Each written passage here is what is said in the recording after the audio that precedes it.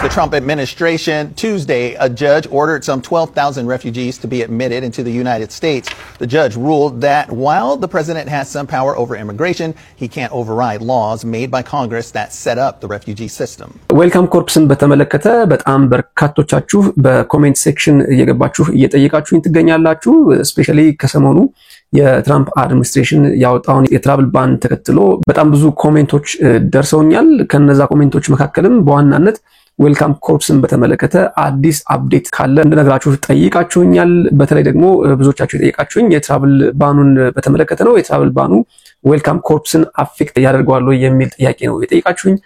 ሶ ዌልካም ኮርፕስን በተመለከተ ምን አዲስ ነገር አለ? ከትራቭል ባኑ ጋር በተገናኘስ ዌልካም ኮርፕስ ምን ያህል አፌክት ይደረጋል? በዚህ ቪዲዮ ይዤላችሁ መጥቻለሁ። ለቻናሉ አዲስ ከሆናችሁ ሰብስክራይብ አድርጋችሁ የሳሚ ቲዩብ ቤተሰብ ይሁኑ። መረጃው ስለሚጠቅማችሁ ደግሞ ላይክ አድርጋችሁ ሌሎችም ጋር እንዲደርስ እናድርግ። ቀጥታ ወደ መረጃው እንሄዳለን።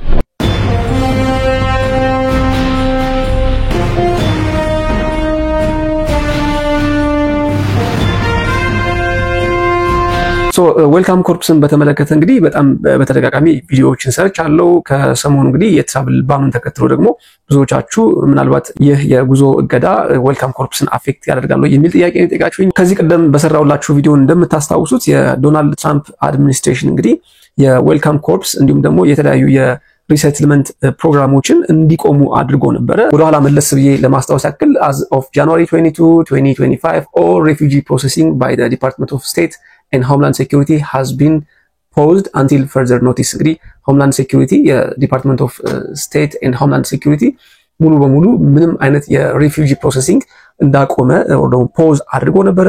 ከዛ ደግሞ on February 26 2025 the Welcome Corps program was terminated. እንደምታስታውሱት ሙሉ በሙሉ የዌልካም ኮርፕስ ፕሮግራም ቆመ በፌብሩዋሪ 26 so all previously scheduled travel of refugees to the United States including through the Welcome Corps has been cancelled and no new travel will be scheduled. already scheduled የተደረጉ ወደ ዩናይትድ ስቴትስ የሚደረጉ ጉዞዎች ሙሉ በሙሉ ካንስል ተደረጉ ማለት ነው። even including Welcome Corps ማለት ነው። including Welcome Corps የምልበት ምክንያት ምንድነው? USRAP የሚባል ፕሮግራም አለ ታውቃላችሁ። USRAP እንግዲህ ከዩናይትድ ስቴትስ ገቨርንመንት ጋር የሚሰራ ስደተኞችን ወደ ሀገር ውስጥ በማስገባት ሪሴትልመንት ላይ የሚሰራ ድርጅት ነው። ሶ USRAPም በUSRAP በኩልም or ደግሞ በUSRAPም በዌልካም ኮርፕስም የሚመጡ ሪፊውጂዎች ምንም አይነት ፕሮሰሲንግ እንዳያደርጉ even already schedule የተደረጉ ትራቭሎች ወይ ደግሞ ጉዞዎችም ካንሰል እንዲደረጉ በትራምፕ አድሚኒስትሬሽን ተደረገ ማለት ነው። ያ ማለት እንግዲህ ለዌልካም ኮርፕስ ምንም አይነት አፕሊኬሽንም መቀበል አቆሙ ማለት ነው። በዚህ ምክንያት ደግሞ USRAPም ዌልካም ኮርፕስም ምንም አይነት አዲስ ሪፈራሎችን አዲስ አፕሊኬሽኖችን መቀበል አቆመ ማለት ነው። ሶ ይሄን ተከትሎ ከዌልካም ኮርፕስ ነው ከUSRAP ጋር የሚሰሩ በጣም በርካታ ድርጅቶች አሉ። እነዚህ ድርጅቶች እንግዲህ ክስ አቅርበው ነበር በትራምፕ አድሚኒስትሬሽን ላይ ለፍርድ ቤት ክስ አቅርበው ነበር። በዋናነት እንግዲህ ከዌልካም ኮርፕስ ጋር የሚሰሩ ካምፓኒዎች እንደ ኮሚኒቲ ስፖንሰርሺፕ ሀብ CSH የሚባለው Church World Service HIAS IRIS Integrated Refugee and Immigrant Service እንዲሁም ደግሞ International Refugee Assistance Project IRAP የሚባለው እንዲሁም ደግሞ International Rescue Committee which is IRS የሚባሉት ድርጅቶች አንድ ላይ በመሆን እንግዲህ ለዌልካም ኮርፕስን ሰፖርት ያደርጉ ነበር። የተለያዩ ድጋፎችን ያደርጉ ነበር። በተጨማሪ ኢትዮጵያውያኖች በዋናነት ሰፖርት የሚደረጉት በኢትዮጵያን ኮሚኒቲ ዴቨሎፕመንት ካውንስል ነበር።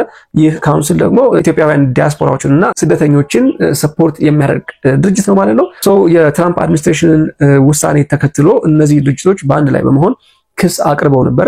ክሳቸውም ተቀባይነት አግኝቶ ፍርድ ቤት እንግዲህ የትራምፕ አድሚኒስትሬሽንን ኢሚዲየትሊ እነዚህ የሪሴትልመንት ፕሮግራሞች እንዲጀምሩ ትዕዛዝ አስተላልፎ ነበር። ይሄንን ደግሞ ከዚህ ቀደም ሰርቼላችኋለሁ።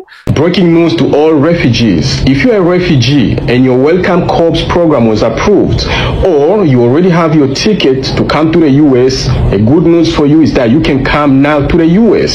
ሶ የትራምፕ አድሚኒስትሬሽን እንደምታውቁት በጣም በርካታ የሚባሉ የኮርት ኦርደሮችን ሪፊውዝ ያደረገ እስካሁን ድረስ በሪሴትልመንት ዙሪያ ያሉ ስራዎች ወይ ደግሞ ፕሮሰሶች እየተደረጉ አይደለም። ፍጹም ከአድሚኒስትሬሽኑ የማይጠበቅ የኮርት ትዕዛዝን ወይ ደግሞ የኮርት ኦርደርን ባለመቀበል እስካሁን ድረስ እንግዲህ እነኚህ ድርጅቶች በመታገል ላይ ይገኛሉ።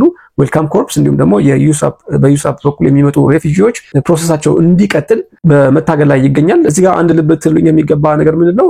refugees who have already arrived in the US through the USRAP and the Welcome Corps are not affected by this policy announcement and retain their legal status. ሶ ሶ ኦሬዲ በዌልካም ኮርፕስ እና በዩሳፕ አማካኝነት ዩኤስ ውስጥ የሚገኙ ሬፊጂዎች በዚህ ፖሊሲ አፌክት አይደረጉም or ደግሞ ዶናልድ ትራምፕ የወሰነው ውሳኔ እነሱን የማይመለከት ነው ማለት ነው። አንፎርቹኔትሊ ዛሬ ይዤላችሁ የመጣሁት መረጃ እጅግ በጣም የሚያሳዝንና በዌልካም ኮርፕስ ዙሪያ ያለው መረጃ ምንም አይነት ፕሮሰሲንግ ምንም አይነት አፕሊኬሽን እየተቀበሉ እንዳልሆነ በጣም የሚገርመው ደግሞ ከጃንዋሪ 20 or 21 በፊት ኦሬዲ አፕሩቭ የተደረገላቸውና ትራቭል ስኬጁል ያደረጉ ሬፊጂዎች or ደግሞ በዌልካም ኮርፕስ ወደ ዩኤስ የሚገቡ ነበሩ። ሶ የትራምፕ አድሚኒስትሬሽን ያን ውሳኔ በመወሰኑ ምክንያት ብቻ እነኚህ ሰዎች ስቲል በጣም በከፍተኛ መጉላላት ውስጥ ይገኛሉ። ምንም እንኳን የኮርቱ ዲሲዥን ወይም ደግሞ የፍርድ ቤቱ ውሳኔ እነኚህ ወደ 12000 የሚጠጉ ሬፊጂዎች ወደ ሀገር እንዲገቡ ደግሞ ወደ ዩኤስ እንዲገቡ የሚያዝ ቢሆንም የትራምፕ አድሚኒስትሬሽን ስቲል ይህንን ጉዳይ አልቀበልም ብሏል። ሶ ጉዳዩ በፕሮሰስ ላይ ያለ ነው። እየተከታተልኩ ወደ እናንተ የማቀርብ ይሆናል። ከትላንት በስቲያ ወይም ደግሞ ማክሰኞ ዕለት ወርልድ ሬፊጂ ዴይ በቺካጎ እየተከበረ ነበረ። Ukrainians, Africans and several others gather for Chicago's 24th annual World Refugee Day at Daley Plaza. While the focus has been on ICE raids and undocumented immigrants lately, refugees want Americans not to forget people who came here to escape disaster, persecution, and war. ምንም እንኳን ይህ የወርልድ ሬፊጂ ዴይ በዋናነት ፎከስ ያደረገው ዲፖርቴሽንን በተመለከተና የአይስን እንቅስቃሴ በተመለከተ ተቋማቸውን በማሰማት ቢሆንም በጥቂቱም ቢሆን እንግዲህ ዓለም አንድ ነች። እንግዲህ ከተለያዩ ዓለማት የሚመጡ ሬፊጂዎችን የተዘጉ መንገዶችን እንዲከፈቱ የሚያደርግ ቅስቀሳን አንዳንዶች ባደረጉት ንግግር ለመስማት ችለናል። ተመልከቱት። With the United States refugee program shut down and possibly more countries added to the travel ban list, World Refugee Day in Chicago takes on a different meaning under the Trump administration. We cannot allow the bigotry and the hatred and the division that is coming from the White House to divide people around the globe. Organizations say they're ready to welcome refugees resettle in Chicago once the program is reopened. Until then, organizations are helping refugees resettle in other countries. ቀደም ብዬ እንደነገርኳችሁ እዚህ ጋር በነበረው ፕሮግራም አንዳንድ ቅስቀሳዎች እየተደረጉ ነው። ከዛም በተጨማሪ ደግሞ ቀደም ብዬ የዘረዘርኳቸው ድርጅቶች ከፍተኛ የሆነ ጫና የትራምፕ አድሚኒስትሬሽን ላይ እያደረጉ ይገኛሉ። በእነዚህ ሁሉ ጫና ውስጥ እንግዲህ የትራምፕ አድሚኒስትሬሽን ሬፊጂ ላይ በዩስራፕ እንዲሁም ደግሞ በዌልካም ኮርፕስ ፕሮግራም ላይ ያለውን አቋም ይቀይራል አይቀይርም we have no idea። በተለይ አሁን የትራምፕ አድሚኒስትሬሽን በከፍተኛ ደረጃ በተለያዩ ጉዳዮች ላይ ትኩረቱ ተወስዷል።